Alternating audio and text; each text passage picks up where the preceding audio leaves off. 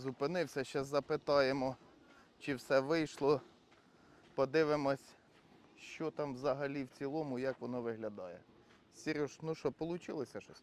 Так, зробив демополе, можемо побачити на екрані. Чудово. Давайте Ну, пройдемо в салон, глянемо по вчорашнім проводам. Все тут як кишки було. Все сховали, нічого лишнього.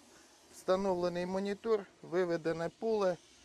Поле відбили, протестували, відкалібрували. Ось таке кермо з електроприводом.